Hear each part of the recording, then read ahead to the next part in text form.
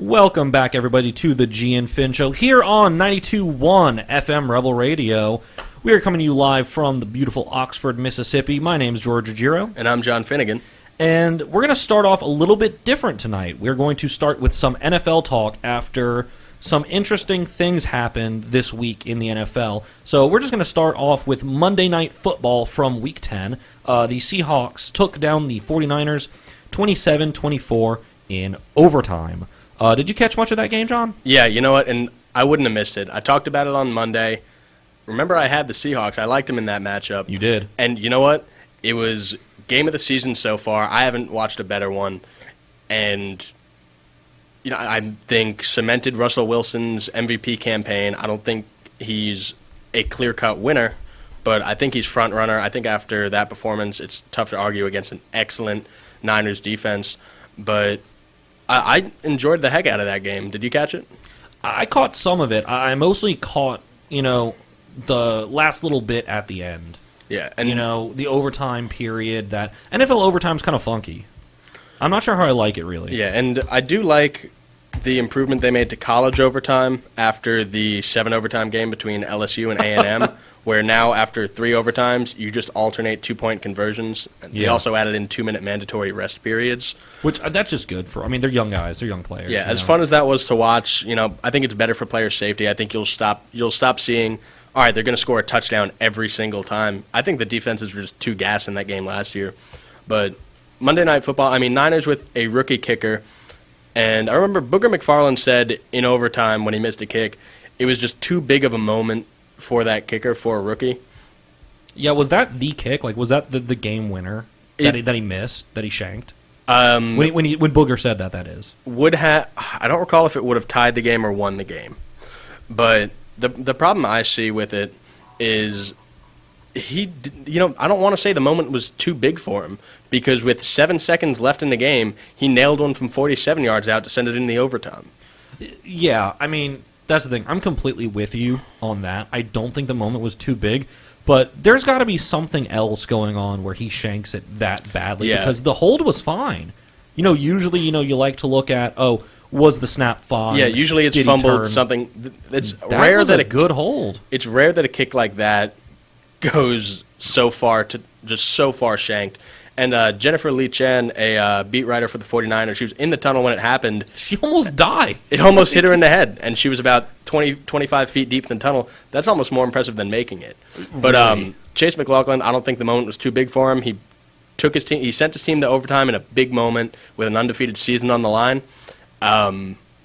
So I don't think he can be faulted for that. No. I think 49ers receivers need to be faulted for it. Yeah, the Niners just had too many drops that game to really absolve them from any of the blame. And at the same time, Garoppolo wasn't, all that. Garoppolo really. was fine. I think he right. almost feels like after that game the new Andy Dalton index, where if you're better than Dalton, you're a good quarterback, and if you're worse, you're a bad quarterback. Dalton's not playing right now, is he? No, he's not, which is why we need this is why we need the Garoppolo index. The Garoppolo index? The Gymdex, if you will. Anyway. We can't base it off Goff, though. I was thinking maybe Goff, because Goff seems pretty middle of the You could road, be better than him and still bad. Yeah, true. But that being said, I can't blame Chase McLaughlin for it. I disagree with Joe Tessitore. Sorry, it wasn't Booger McFarland that said the moment was too big for him.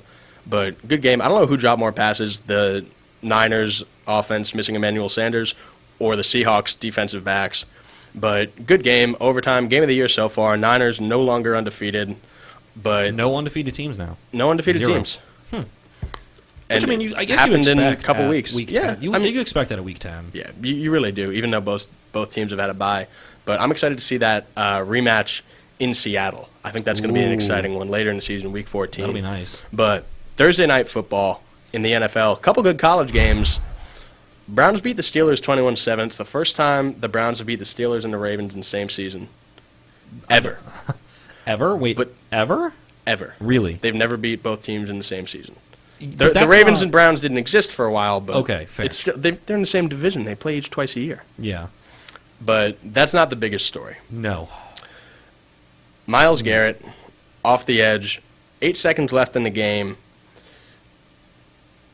Mason Rudolph gets in his face a little bit. It was a bit of a late hit, and pushes him a little bit, grabs on his helmet. Garrett rips his helmet off, whacks him in the head with it. flags fly. The coaches agreed to end the game instead of getting them back out on the field to just knee it out and end the game. It was bad. That might be one of the worst on-field incidents I've seen. I mean, I have to agree with you there. Like, there's nothing, realistically, yeah, I get it.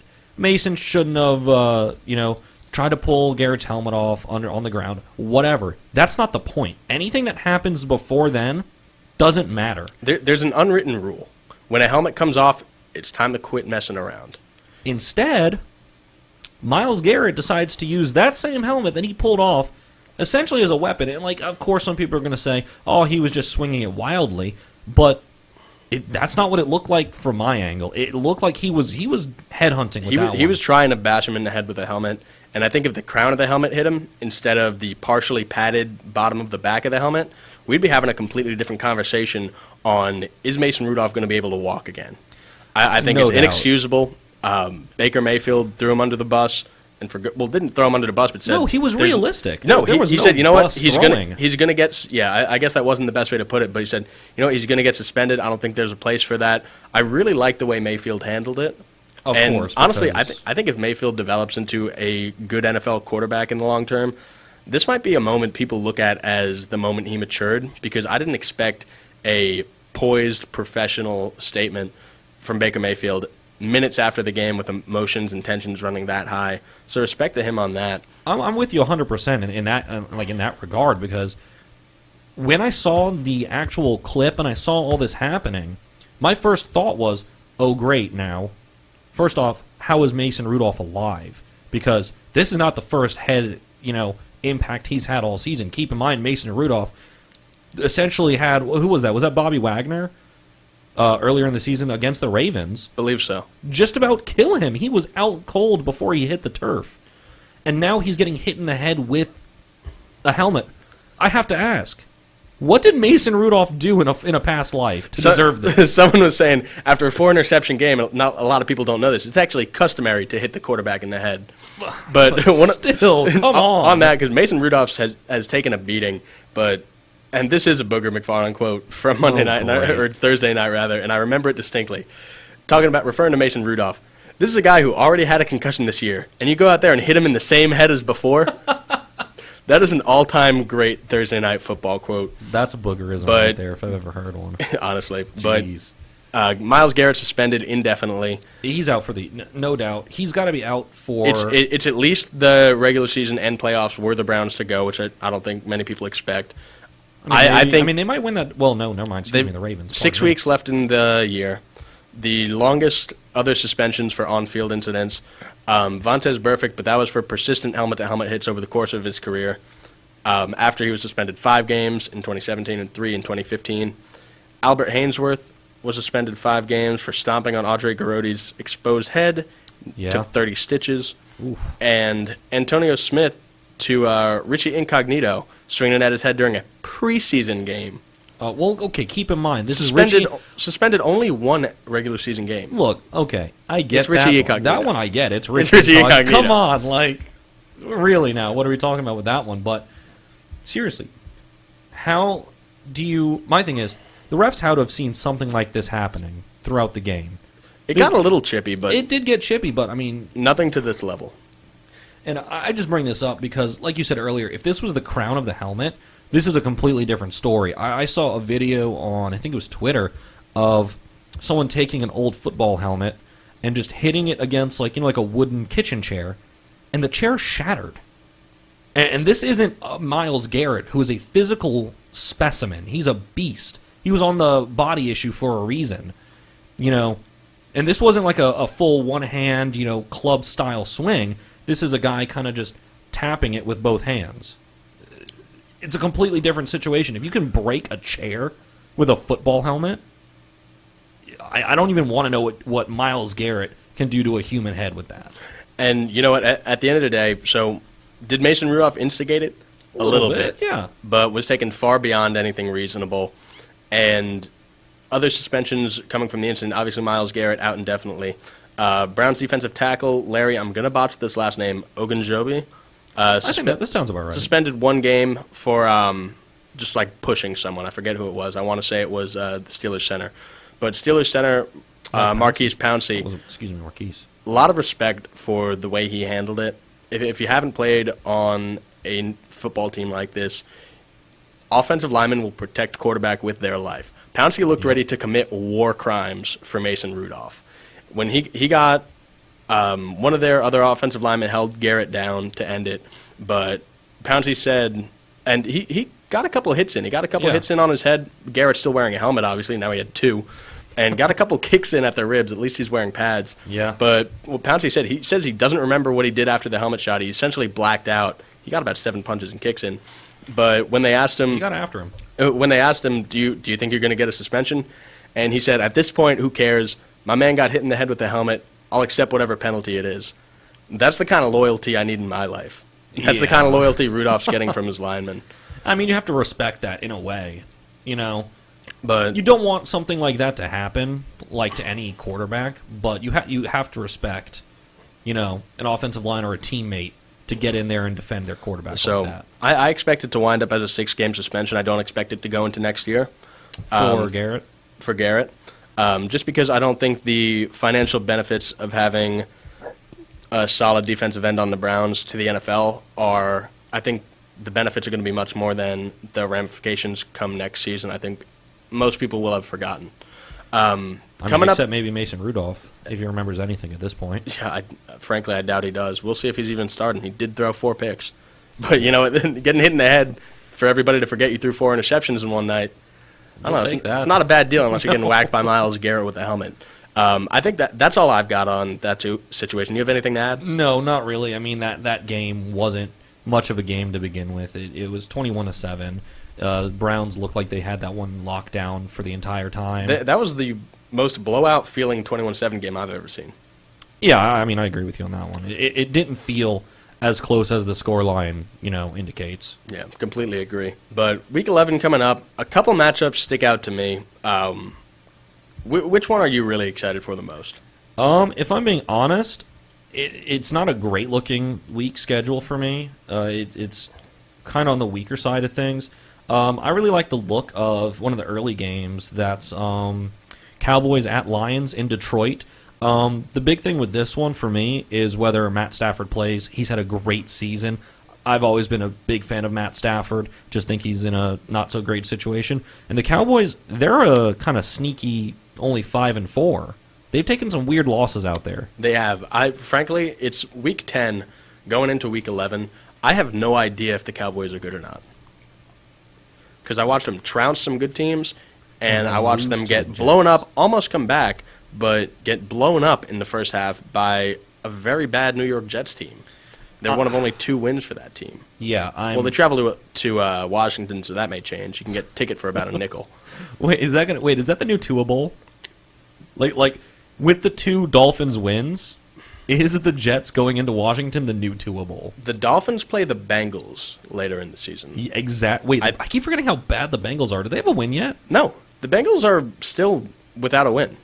Okay, so I think at this point the Bengals might be locked in at the 1. Is this the Chase Young Bowl, maybe?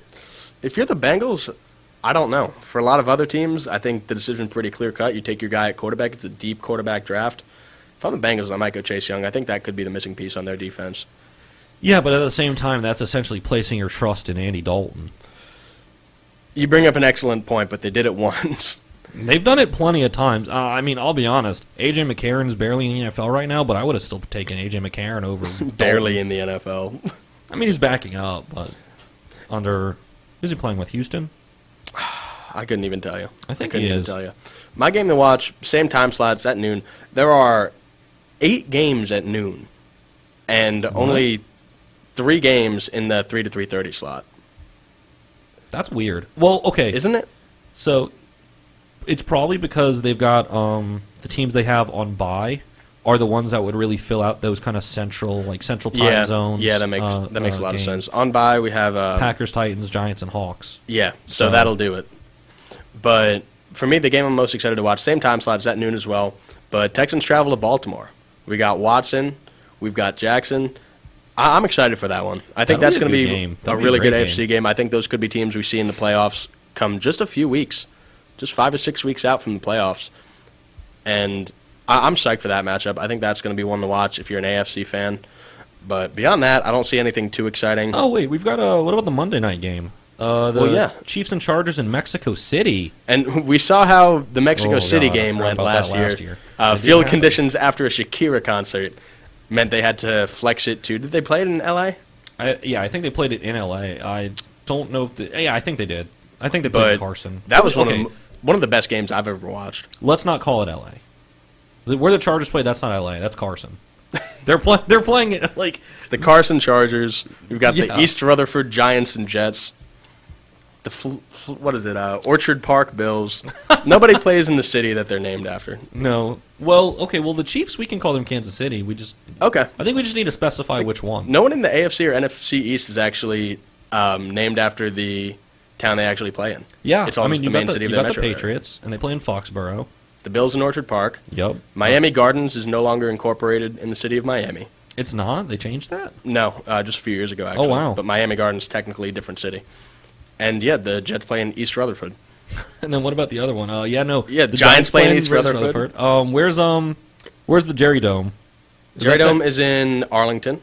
It is in Arlington. I forgot about that. And who else? Philly plays in... Philly. Landover, Pennsylvania? They actually they might be in Philly. Lincoln is in Philly. Lincoln is in Philly. All right, I stand corrected, but AFC East at least. Yeah. But could be a fun Monday night game. It was great last year, 7:15 p.m., obviously ESPN, at Estadio Azteca in Mexico City, Mexico. Nice pronunciation. I like that. Yeah, I took several years of Spanish. I still can't roll my R's. Don't ask me to try.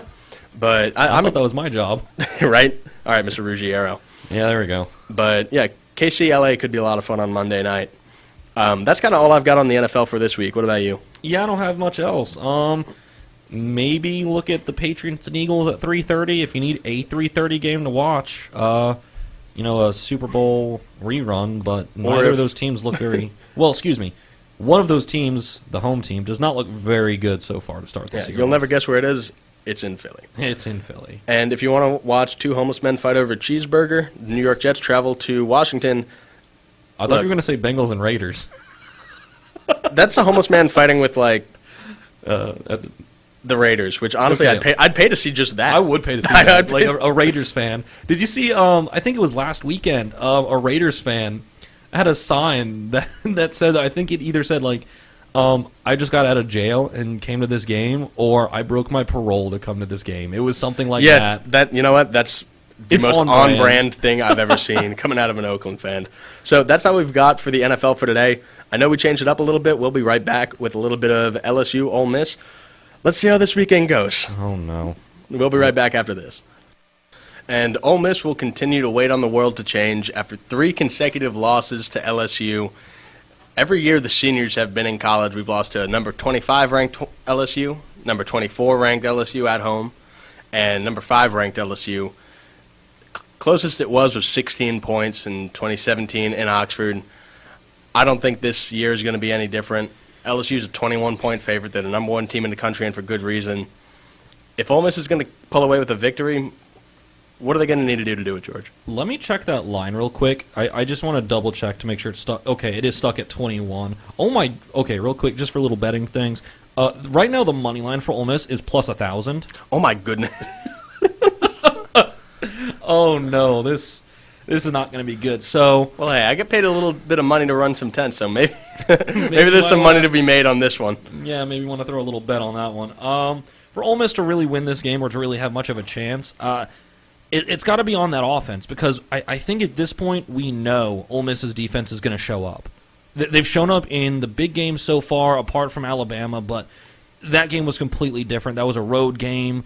They hadn't fully gelled. They hadn't gotten some of their big-name players back. And an Alabama team that's still mad about 2014 and 2015. Exactly. Saban holds grudges. Every time, but this is going to be, to me, Joe Burrow versus the Ole Miss defense. The Ole Miss defense has been solid all year at keeping other teams' offenses from scoring touchdowns.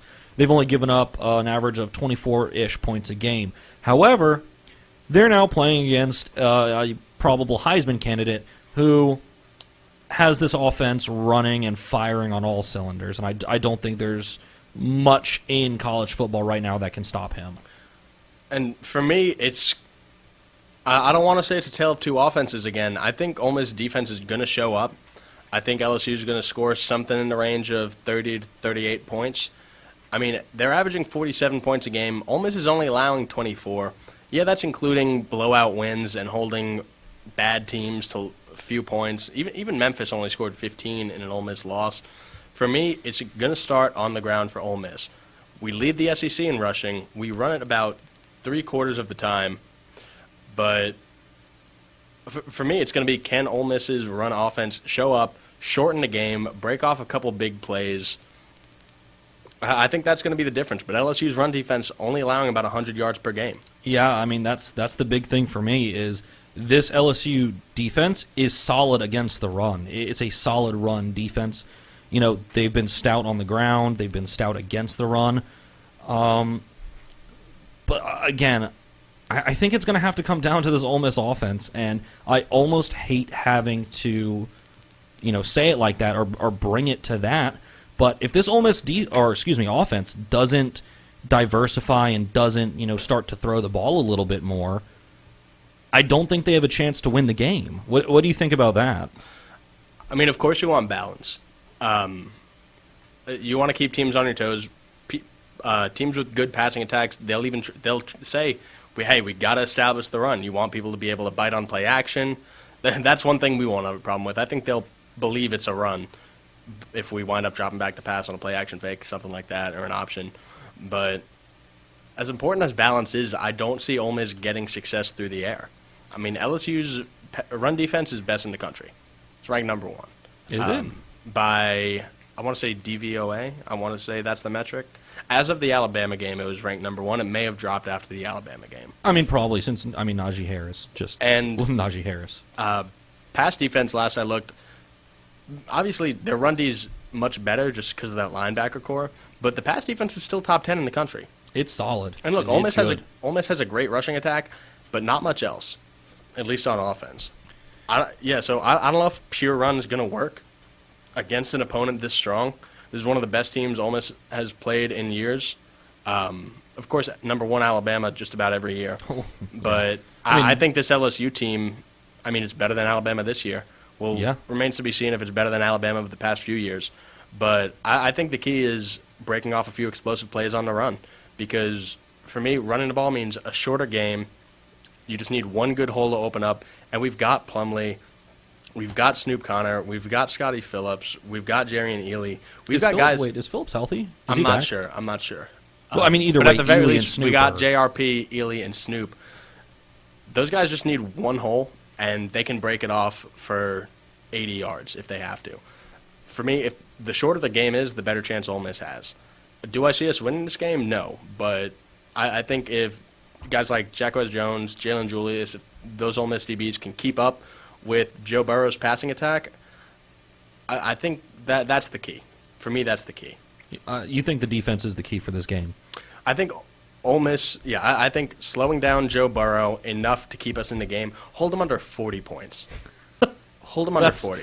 Look, easier said than done. They're averaging 47, but Burrow's completing 79% of his passes. Yeah, that's He's 3,200 ridiculous. yards. He's throwing 8 touchdowns for every interception he throws. We can't count on turnovers. It's a disciplined team, and Burrow's not turning it over through the air. And I think if we can slow down Burrow and break off a couple big runs, I'm not saying we're going to win. I'm saying if Ole Miss were to win, that's how I see it happening. See, that's the thing. I agree with you, but at the same time, I have to disagree. I think this is going to have, if Ole Miss even wants a glimmer of a chance to win this game, that this is the game where they have to start bringing out, the play action or the double options, to their receivers, because Coach O, we know, he coached here for a little bit. He was a little bit hamstrung. Besides the point, since getting to LSU, they have been incredibly successful. He's a great coach. And he is not afraid to just look at Ole Miss's team right now and say, all right, they run the ball 75% of the time. Let's stack the box or let's blitz 75% of the time. And if Ole Miss can't find a way to get the ball out of the quarterback's hands and into our receivers, moderately quickly, I don't see this game going Ole Miss's way at all. So my players to watch are going to be JRP / Matt Corral. If Matt Corral even touches the field. Even touches the field. And to me, the fact not a that given he at this hasn't. point. Exactly. The fact that it's not a given is kind of ridiculous to me. And, especially against a team that you need to keep defensive honest. It's I don't know, it's almost orthogonal to saying, we need to establish the run if we want to really air it out. We got to air it out. We got to send guys deep downfield. We've still got Elijah Moore. We're losing a couple guys, but we've still got, and we'll get more into that in a minute. But we got to air it out if we want. Because, those holes I mentioned that our guys can break for 80 yards, that's all well and good. But if they put 8 guys in the box, 8 LSU-recruited, Orgeron-coached LSU DBs and linebackers, if they're stacking the box with 8 of those holes aren't going to be there. No, we're going to get stuffed, and we're going to see a line like John Rice Plumlee, 96 carries, 4 yards. We're going to see something like that. Look, he may break one off for 70, but he's going to get sacked a bit if we can't keep him honest through the air. Yeah, I mean, I think that's the big thing here. I think for me, apart from those 2 quarterbacks, the other player to watch, and I know I've said it before, and I keep on harping on it. I'll get into something else I've been harping on lately, when we get into what's going on with our other receivers. But Octavius Cooley, when is he going to be utilized like he should be? Yeah, he had a big pickup, a big catch down the sideline against New Mexico State, but his usage is criminal, the lack thereof, in my opinion. Yeah, I was going to say what usage. Exactly. This is turning out to be who's the only man that can stop Dawson Knox? UNC offensive coordinator, Phil Longo, who, by the way, failed to score a touchdown or anything. I think he got 1 first down on a penalty in overtime on Thursday, which was hysterical against Pitt. Okay. Also, UNC helmets, some of the worst I've ever seen. But that's off topic. The only guy who could stop Dawson Knox was our offensive coordinator, Phil Longo. It feels like the same thing's happening with Rich Rodriguez. I was about to say, I've got one question now for you. Who's the only man that can stop Octavius Cooley? That is one Rich Rodriguez. There we go. And you know what? Just for reference, I forget who the Bills played, but 4 catches for 63 yards by Dawson Knox this past weekend. That is a better stat line than any game he had at Ole Miss. Yeah. That is the best stat line he's had, excluding his 1 touchdown catch in the NFL. Had 0 in college. That is the best stat line he's had since high school. He's in the NFL now. Yeah. He's playing with the big boys. Yeah. It's criminal underusage of Octavius Cooley. That is a significant. Maybe he's not an exceptional tight end. I don't know. We haven't thrown him the football. We haven't schemed to get him. He was pretty good last year. Yeah, he was solid last year, and I see no reason why he wouldn't have developed further. The only reason I can see is lack of targets stemming from Rich Rodriguez. Because he's not getting the ball. And stemming from Rich Rodriguez, it's been big in the last year, just since the NCAA rules have changed with the transfer portal. But Miles Battle and DeMarcus Gregory, 2 former 4-star recruits, entered the transfer portal this past week. No longer practicing with the team. Won't be playing tomorrow. Nope. It's on Rich Rod, isn't it? It has to be. I'm going to get on it again. I welcome that. Okay, I have to. This has to be on Rich Rodriguez and the way that he's running this offense. There have been other rumors about other players, yada, yada, yada. Well, does not matter right now. These 2 former 4-star recruits are no longer with the team because of the way this team is playing offense. Let's just go through their stat lines for the year, okay? So, Miles Battle, 2 catches for 20 yards.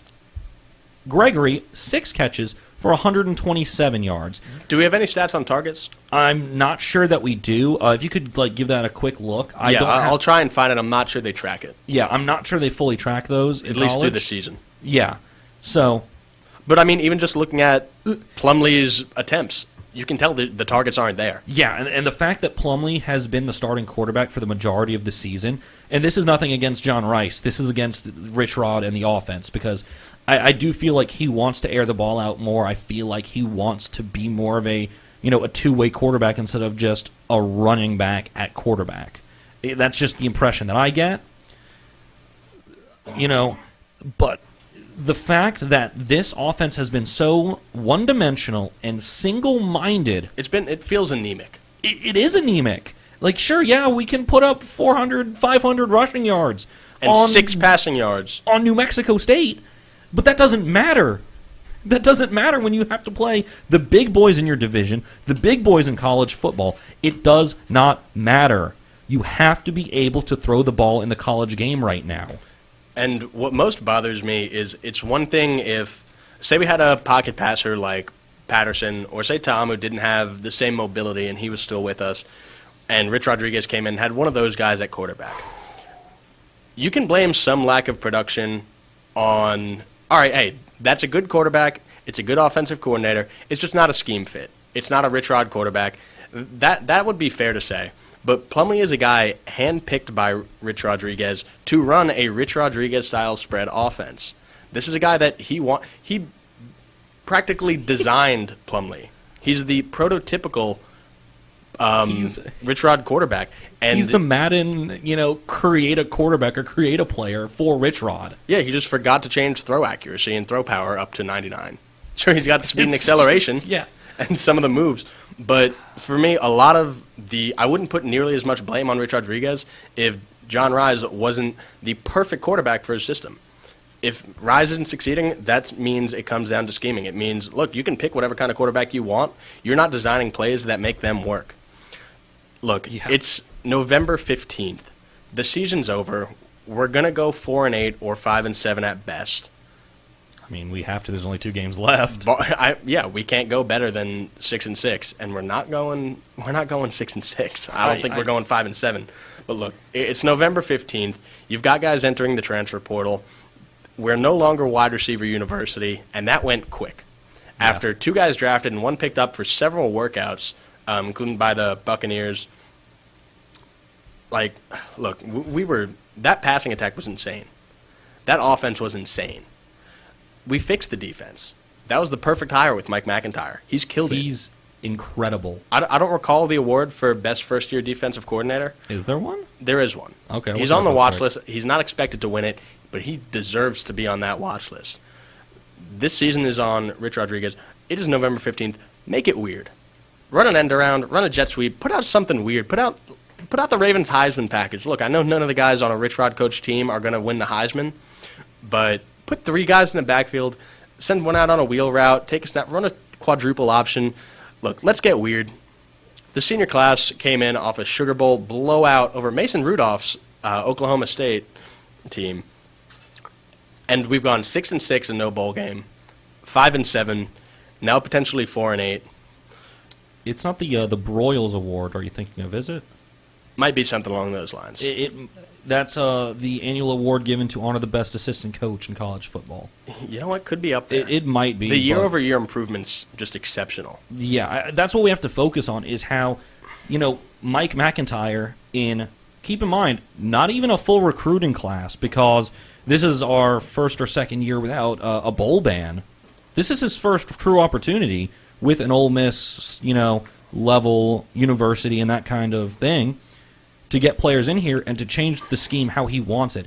And now we're talking about, look, the strength of this team is the defense, not the offense. Whereas in 1 year, the fact that the offense has gone from high-flying, high-powered, high-energy to this, it can't be the players. Because some of these players are the same.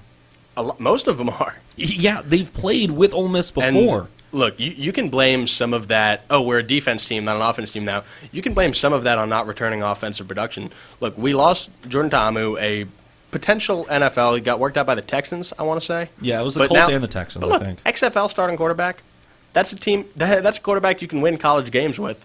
That's a really good college quarterback.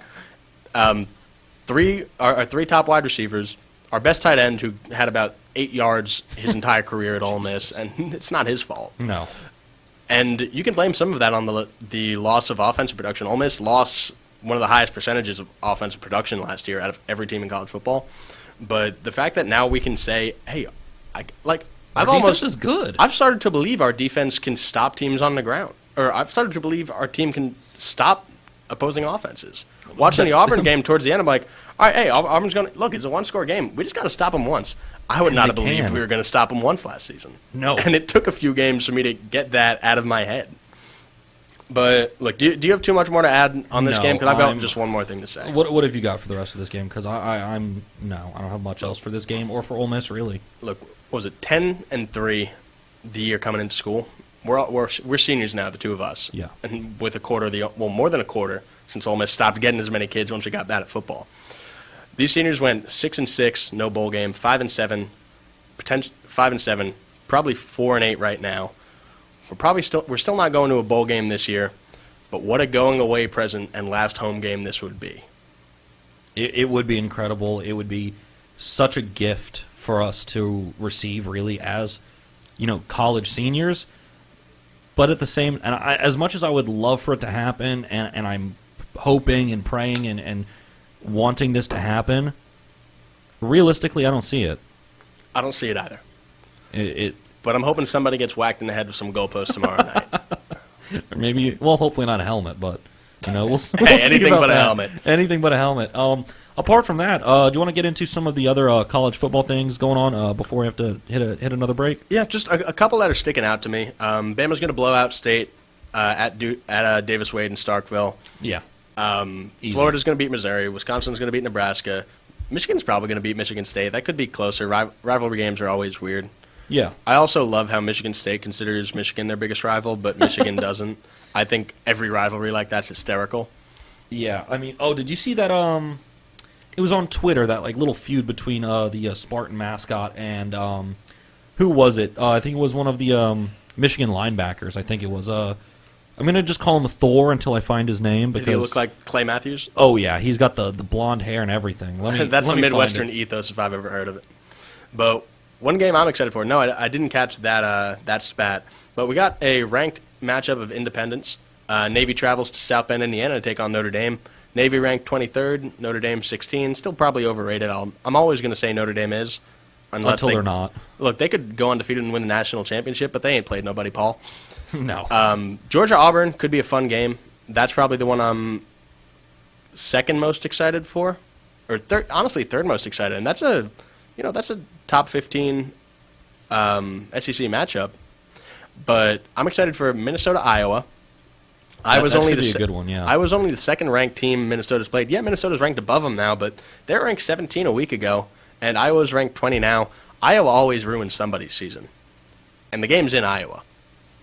They've just got that weird, I don't want to say overly, but just defensive, thing about them where it just seems like they go a couple games not being able to stop anyone, and then one game, all of a sudden they're world beaters. Exactly. They put up, 3 picks and allow 13 points or something crazy like that. And Minnesota, after beating Penn State, their board of trustees allowed a $33 million extension for P.J. Fleck, head coach.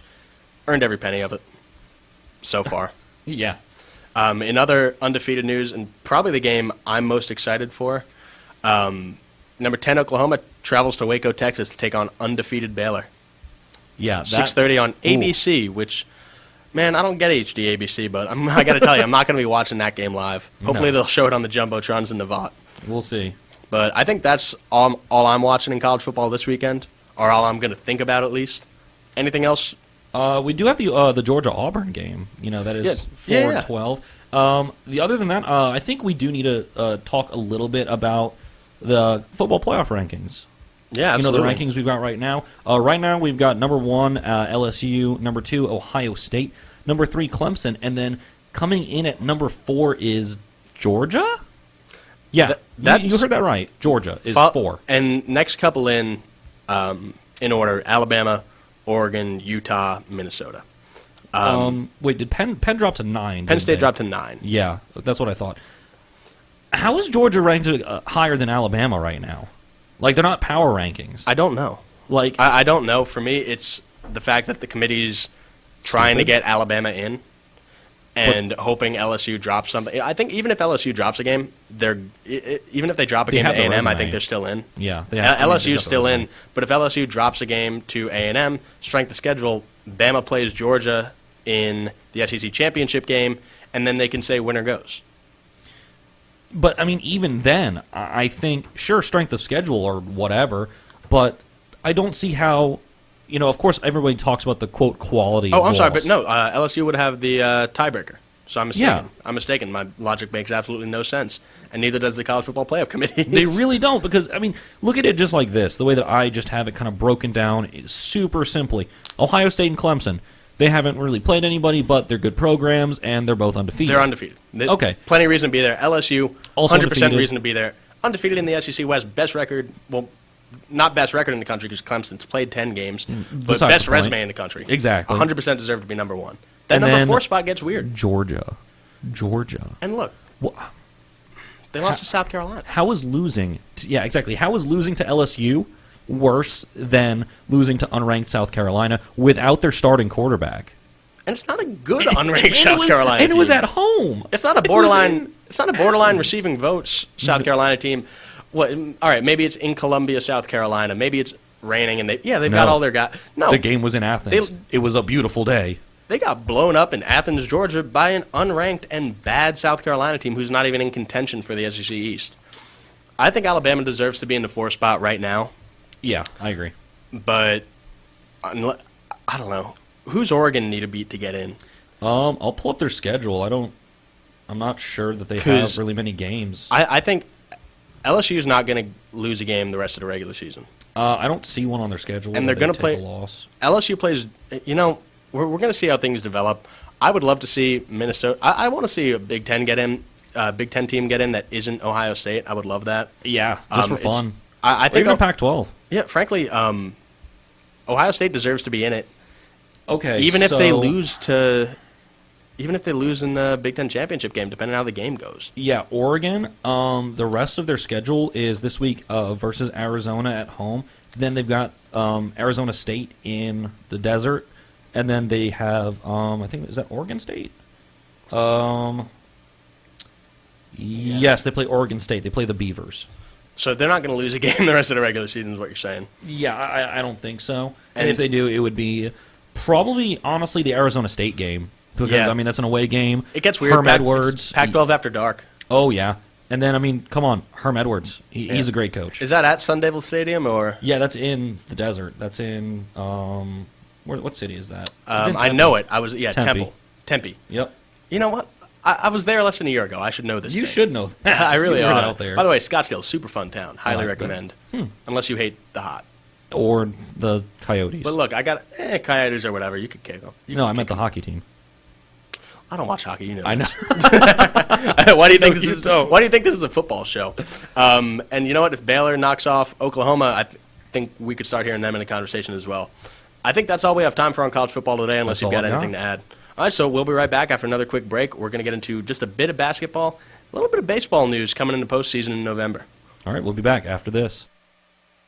Welcome back, everybody, to the G and Fin Show. We just have a couple minutes left tonight, so we're going to just breeze through some college basketball. The only things we have going on right now, we actually have the Ole Miss Rebels playing here at the Pavilion against Western Michigan. They're currently leading 40-32 at the half. Earlier in the week, we got an update on the James Wiseman story. He dropped his lawsuit. He is staying out and ineligible to play for the time being until they get everything sorted out.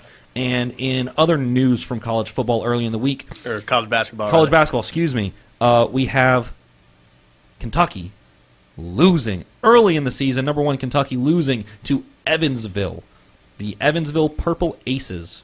What do you think of that name? It's pretty great, It's right? the best thing I've heard in my entire life, frankly.